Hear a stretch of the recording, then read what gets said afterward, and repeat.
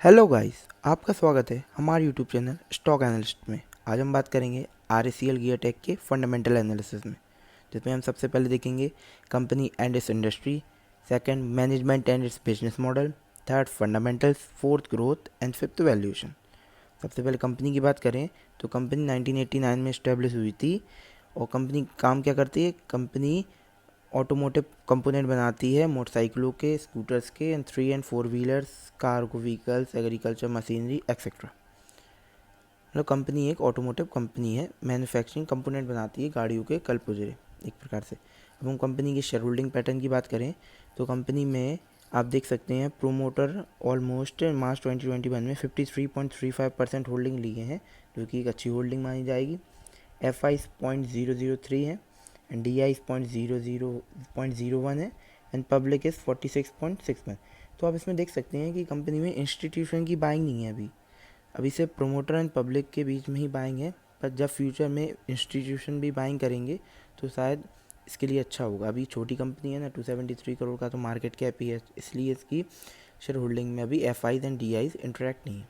अब हम कंपनी के सब्सिडरीज की बात करें तो कंपनी की एक सब्सिडरी है RACL गियरटेक GmbH। ये ऑस्ट्रिया से ओन करते हैं ये, और इनमें इनकी 100% होल्डिंग है और ये पूरी कंपनी के एक प्रकार से 100% होल्डर है। अब कंपनी की एक्स्ट्रा इन्फॉर्मेशन की बात करें तो कंपनी का जो CRS एक्सपेंडिचर, CRS होता है सोशल कॉर्पोरेट सोशल रिस्पॉन्सिबिलिटी। तो इन्होंने पिछली साल 20.55 लाख रुपीज़ इसमें डोनेट किए थे एक प्रकार से। और कंपनीज की वो देखें वो अपने एम्प्लॉयज़ को सैलरी कितनी देती, तो वो 24.82 करोड़ देते हैं। तो अब बात करते हैं इंडस्ट्री की। जो भारत की ऑटो मार्केट इंडस्ट्री है वो 5th लार्जेस्ट है दुनिया में, और भारत खुद 7th largest manufacturer of commercial vehicle है। और 2018 से लेके 2019 में जो हमारी ऑटो कंपोनेंट इंडस्ट्री का टर्नओवर था वो ऑलमोस्ट 4 लाख करोड़ था, जो कि हमारी जीडीपी को 2.3% कंट्रीब्यूट करता है, और जो हमारी मैन्युफैक्चरिंग जीडीपी है उसको 25% कंट्रीब्यूट करता है। और एनालिस्ट की माने, इकोनॉमिस्ट की माने तो आने वाले समय में जो हमारी ऑटो कंपोनेंट इंडस्ट्री है उसमें हेल्दी ग्रोथ आने की आ सकती है आने वाले समय में। अब हम कंपनी के पीयर्स यानी कि कॉम्पिटिटर्स की बात करें तो कंपनी का सबसे बड़ा कॉम्पिटिटर है मदरसन सुमी। मदरसन सुमी का आप मार्केट कैप देख सकते हैं, वो है अराउंड 75,000 करोड़ है। और कंपनी का मार्केट कैप देख सकते हैं अराउंड 300 करोड़ से। तो आप देख सकते हैं कितना ह्यूज ग्रोथ, अभी कंपनी के पास ह्यूज ग्रोथ अपॉर्चुनिटी है इन फ्यूचर। पर इनका कंपटीशन भी बहुत बड़ा है। आप देख सकते हैं वो 75,000 करोड़ की कंपनी है और ये छोटी सी कंपनी ओनली 300 करोड़ की कंपनी है। तो अब हम कंपनी के मैनेजमेंट की बात करते हैं। तो इसमें सबसे पहले हम बात कवर करेंगे मैनेजमेंट टॉक्स कि कंपनी ने अपनी एनुअल मीटिंग में क्या कहा था। तो कंपनी ने सबसे पहले अपनी अपॉर्चुनिटीज़ बताई हैं। तो वो कंपनी सबसे पहले अपॉर्चुनिटी उन्हें लगती है, या पूरी पढ़ सकते हैं, मैं पूरी तो आपको नहीं बताऊंगा, आप हमारी वेबसाइट पे आके पढ़ सकते हैं, मैं लिंक डिस्क्रिप्शन में दे दूँगा। तो शॉर्ट में बताएं तो कंपनी आने वाले समय में अच्छी ग्रोथ देख रही है। उन्होंने कहा कि India will be the factory for the world.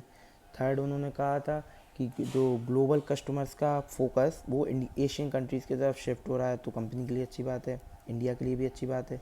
और उन्होंने एंड में कहा कि long term growth prospective was positive. और कंपनी ने अब उसकी बात करें तो उसने कंपनी ने थ्रेट्स बताई हैं, रिस्क एंड कंसर्न। तो कंपनी को रिस्क यही लगती है कि सबसे पहले तो एडवांसमेंट इन व्हीकल टेक्नोलॉजी, आप देख रहे हैं क्या क्या हो रहा है, इलेक्ट्रिक कार्स क्या क्या आ रहा है, तो एडवांसमेंट बहुत हो रहा है व्हीकल टेक्नोलॉजी में। सेकंड बात करें तो इसलिए जो एडवांसमेंट हो रहा है व्हीकल टेक्नोलॉजी में, तो कंपनी को न्यू फैक्ट्रीज लगाने के लिए फ्यूचर में शायद कैपिटल गेन करना, कैपिटल रिक्वायर्ड हो, तो वो कैपिटल भी उनको हैवी कैपिटल इन्वेस्टमेंट लग सकता है to meet up the demand. और कंपनी ने एक और बात कही थी कि जो कस्टमर्स हैं वो डिमांड तो कर रहे हैं अच्छी अच्छी क्वालिटी के, हमें वो दो, पर वो पैसा देने के लिए तैयार नहीं है। तो ये चीज़ भी आप देख सकते हैं और इसको आप अच्छे से पढ़ सकते हैं, डिस्क्रिप्शन में लिंक है, इस वेबसाइट पे जाकर पढ़ सकते हैं। हमारी वेबसाइट है stockanalyst.com। अब हम बात करेंगे रिटर्न ऑन एसेट की। तो कंपनी का रिटर्न ऑन एसेट 10.5 है, जो कि रीज़नेबल है, ये 10 से ऊपर होना चाहिए। रिटर्न ऑन एसेट होता है जो कंपनी के एसेट्स हैं जैसे फैक्ट्रीज, प्लांट, उस पर कंपनी रिटर्न कैसा कमा रही है। और रिटर्न ऑन इक्विटी की बात करें तो रिटर्न ऑन इक्विटी होता है जो इक्विटी का पैसा होता है जो हम आप जैसे शेयर होल्डरों से कंपनी उठाती है, उस पर कंपनी कैसा पैसा कमा रही है, तो वो है 22.4, जो 20 से ऊपर होना चाहिए, तो कंपनी का ROE तो सही है। अब कंपनी के ROCE की बात करें तो ROCE होता है return on capital employed. Capital employed होता है जो कंपनी इक्विटी प्लस लोन से पैसा उठाती है, उस पर कैसा रिटर्न कमा रही है, तो वो 18.6 है। ये देखिए अब बढ़ रहा है, वही 20 के लगभग होना चाहिए, तो कंपनी उधर तक पहुंच जाएगी आने वाले समय। तो अब हम बात करेंगे कंपनी के बिजनेस मॉडल में कि कंपनी अपना पैसा कैसे और कहाँ से कमाती है। तो सबसे पहले हम इसमें देखेंगे रेवेन्यू फ्रॉम बिजनेस सेगमेंट। तो सबसे पहले जो कंपनी अपने प्रोडक्ट मोटरसाइकिल एंड स्कूटर्स में सेल करती है, उससे कंपनी 47% रेवेन्यू कमाती है। 16% ट्रैक्टर्स एंड एग्रीकल्चर से, 14% थ्री व्हीलर से, 3% कमर्शियल व्हीकल से, 4% इंडस्ट्रियल गियर से और 16% ATV एंड RTV से। तो आप ये देख सकते हैं कंपनी का अच्छा डाइवर्सिफाई बिजनेस है।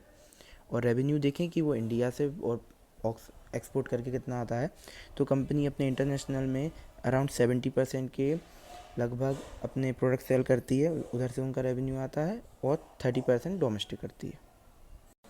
तो अब हम कंपनी के फंडामेंटल्स की बात करें तो कंपनी का मार्केट कैपिटलाइजेशन 297 करोड़ है, जो कंपनी को एक माइक्रो कैप कंपनी बनाती है। अब हम कंपनी की बैलेंस शीट देखें तो बैलेंस शीट में आप देख सकते हैं टोटल एसेट्स लगातार बढ़ रहे हैं, जो 131 करोड़ थे 2017 में, जो बढ़कर अब 225 करोड़ हो चुकी है। कंपनी की फिक्स्ड एसेट की बात करें तो वो 64 करोड़ से बढ़कर 105 करोड़ हो गई है। अदर एसेट्स की बात करें तो वो 67 करोड़ से बढ़कर 118 करोड़ हो चुके हैं। कंपनी की बोरोइंग की बात करें तो बोरोइंग 54 करोड़ थी 2017 में, जो कि बढ़कर अब 77 करोड़ हो चुकी है। मतलब आप मतलब आप देखिए कि कंपनी की बोरोइंग लगातार बढ़ रही है, मतलब कंपनी पे कर्ज बहुत है। उसके मुकाबले उन्होंने रिज़र्व कितना रखा है, तो वो 38 करोड़ था 2017 में, जो कि अभी 81 करोड़ है। रिज़र्व क्या, अगर आज उनको पूरी बोरोइंग देनी पड़ी तो उनके पास कोई रिज़र्व में एक्स्ट्रा पैसा नहीं बचेगा, उनके पास रिज़र्व अच्छी होनी चाहिए थी। तो आप एक कंसर्न बोल सकते हैं कि कंपनी के पास बोरोइंग ज़्यादा है, मतलब उनके पास डेट ज़्यादा है। ये आप अगर उनका करंट रेशियो देखें, करंट रेशियो होता है total assets divide by total liabilities, sorry total current assets divide by total current liability, कि आज कंपनी अगर अपनी पूरी करंट लाइबिलिटी जो साल भर में उनको देनी पड़ती वो चुका दे और उसको अपने एसेट से डिवाइड करें, तो उनके पास कितना वो टाइम्स में मतलब एसेट्स हैं उनके पास, तो 1.23 है, 1.24 है। ये होना चाहिए वैसे करंट रेशियो 1.33 के अगर ऊपर है तो एक रीज़नेबल अच्छा माना जाता है। तो कंपनी का एक काम है, आप ये भी दे सकते हैं। तो कंपनी को आने वाले समय में शायद दिक्कत हो सकती है। अब डेट टू इक्विटी की बात करें तो वो भी ज़्यादा है, 0.84 है, पर ये 1 से नीचे होना चाहिए। तो भी इतनी छोटी कंपनी है ना, 297 करोड़ का तो इनका मार्केट कैपिटलाइजेशन है, उस हिसाब से डेट मेरे को ज़्यादा लग रहा है। तो आप देखिए डेट ज़्यादा है तो इनका इंटरेस्ट कवरेज रेशियो कम है, वो 3.60 है। अगर डेट आप देखिए, आप किसी भी कंपनी में देखिए जिसमें डेट कम होता है उनका इंटरेस्ट कवरेज रेशियो ऊपर होता है। पर आप ये देखिए अगर किसी कंपनी में डेट ज़्यादा है, अगर ये इंटरेस्ट कवरेज रेशियो ज़्यादा है तो वो डेट चल सकता है, पर ये थोड़ा कम है, 10 के अराउंड तो होनी चाहिए था। अब हम कंपनी के प्रॉफिट एंड लॉस स्टेटमेंट की बात करें तो कंपनी की सेल्स लगातार बढ़ रही है, जो 2016 में 117 करोड़ थी, जो इस साल 184 करोड़ हो गई है।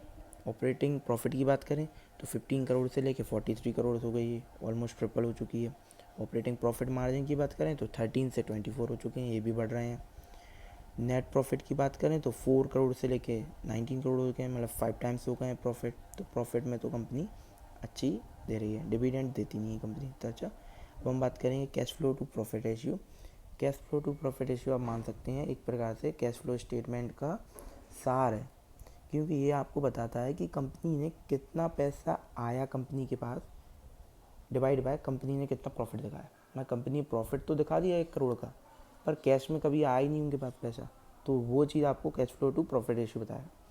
तो ये इनका 1.72 है, जो कि पॉजिटिव है, ये अच्छी बात है। मतलब कंपनी के पास पैसा, अब उन्होंने 1 रुपया दिखाया है तो उनके पास 1.72 पैसा आया है, तो ये तो सही है कंपनी की। अब हम बात करेंगे डेप्टर डेज़ की। तो डेप्टर डेज़ लगातार गिर रहा है, 2018 में जो 109 था वो 92 रह गया, मतलब कंपनी का पैसा अब जल्दी आ जाता है कस्टमर से। तो अब हम कंपनी की ग्रोथ की बात करते हैं। तो उनकी आप सेल्स ग्रोथ देखिए सबसे पहले, तो सेल्स ग्रोथ लगातार बढ़ रही है। पिछले 5 सालों का एवरेज देखें तो 14.58% CAGR से बढ़ी है, 3 सालों में 22.3% से बढ़ी है, और पिछले साल ओनली 11.78% बढ़ी है। कंपनी की सेल्स ग्रोथ ठीक ठाक रीजनेबल अमाउंट से बढ़ रही है। सेकंड से हम देखें कंपनी की प्रॉफिट ग्रोथ, तो प्रॉफिट ग्रोथ पिछले 5 सालों से 35.45% CAGR से बढ़ रही है, जो कि बढ़कर 3 साल के एवरेज में 47.13% CAGR से बढ़ रही है, और जो कि पिछले साल और बढ़कर 73.48% बढ़ी है। और कंपनी अपनी प्रॉफिट ग्रोथ अच्छी कर रही है, क्योंकि कंपनी का ऑपरेटिंग मार्जिन सुधर रहा है, इसलिए उनका प्रॉफिट भी बढ़ रहा है। अब हम शेयर प्राइस की ग्रोथ की बात करें तो ऑलमोस्ट 5 ईयर्स में कंपनी ने अपने शेयर होल्डर को 10 टाइम्स मनी करके दिया है। अराउंड 30 से अराउंड 300 तक पहुंच चुकी थी कंपनी। तो अब हम बात करेंगे वैल्यूएशन की। वैल्यूएशन किसी भी स्टॉक एनालिसिस में सबसे इम्पोर्टेंट होता है, फंडामेंटल एनालिसिस में भी सबसे इम्पोर्टेंट होता है, क्योंकि ये आपको बताता है कि आप किस प्राइस पे ख़रीदें।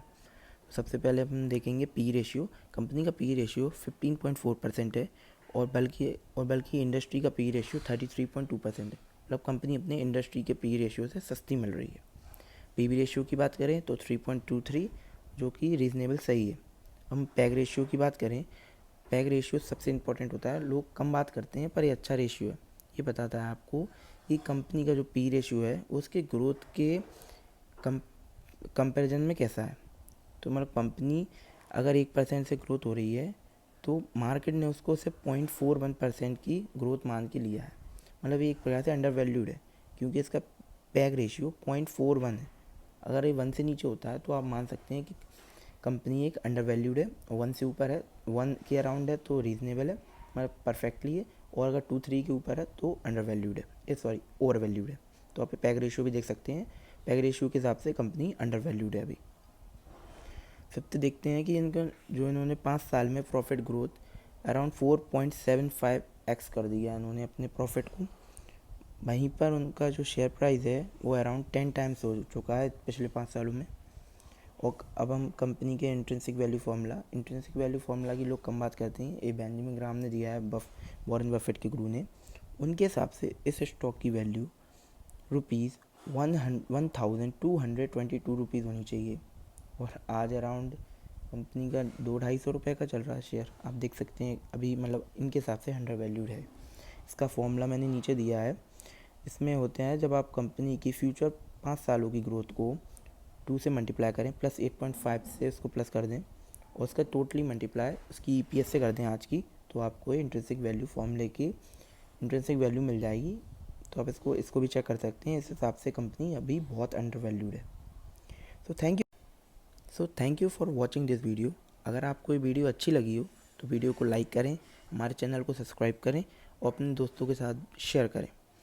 और आप हमारी ये पूरी एनालिसिस हमारे वेबसाइट पे जाके पढ़ सकते हैं। मैं लिंक डिस्क्रिप्शन में दे दूँगा, उसका नाम है स्टॉक एनालिस्ट। इसमें आप जाके डिटेल में पढ़ सकते हैं।